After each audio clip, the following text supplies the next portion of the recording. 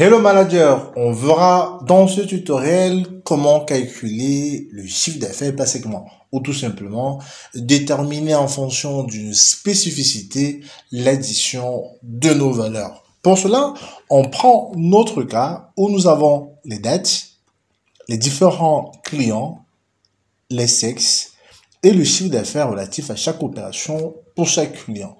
Et juste à côté, on a préparé un petit tableau qui va nous permettre de réaliser nos opérations. La première opération, ce serait tout simplement de déterminer le chiffre d'affaires, qui va être la somme de notre colonne chiffre d'affaires. Pour cela, on va tout simplement faire la somme en appelant la fonction somme de notre opération, comme ceci. On sélectionne la plage. Une fois que c'est sélectionné, on peut valider. On aimerait par la suite déterminer le chiffre d'affaires pour les hommes. Ça, c'est ce qu'on aimerait savoir. Pour cela, il faut donc réaliser cette fois-ci une somme, mais une somme avec condition. Et pour ce faire, on va utiliser la fonction somme si ans qui nous permet de réaliser des sommes grâce à des critères spécifiques. Il prend donc comme premier argument la plage somme, c'est-à-dire la colonne dont on aimerait faire l'addition. C'est fait. Point virgule. Par la suite, il nous demande d'affecter nos critères. Et les critères se décomposent en deux éléments. La plage du critère qui représente la colonne où sera répertorié notre critère. Et par la suite, le critère en question. Nous aimerons donc ici déterminer le chiffre d'affaires des hommes qui se trouve sur la colonne sexe pour masculin.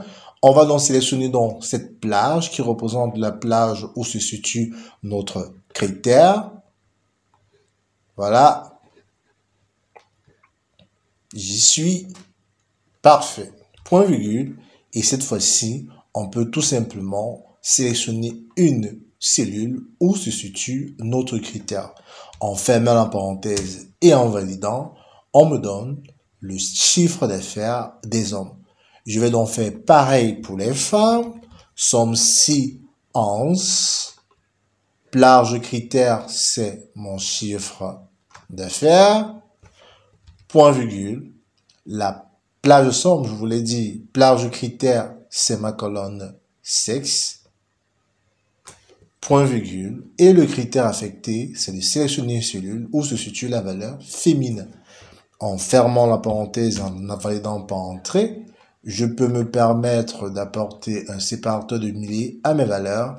Et j'ai cette fois-ci le chiffre d'affaires des hommes et le chiffre d'affaires des femmes. Je peux donc par la suite déterminer, puisqu'il s'agit d'une segmentation, la proportion des hommes à acheter et la proportion des femmes à acheter. Pour cela, on va utiliser la fonction égale.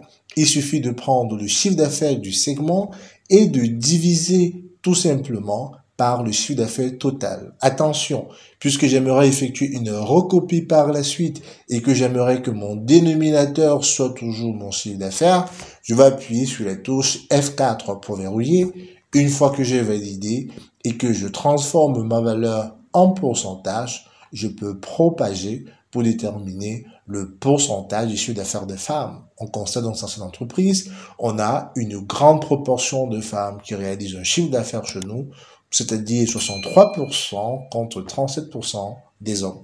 Voici donc comment on peut utiliser la fonction somme si ans pour faire des additions spécifiques sur Excel. Je suis Listet Fongan, modélisateur comptable financier, ingénieur digital et formateur Excel Power BI. À très bientôt, manager. Bye.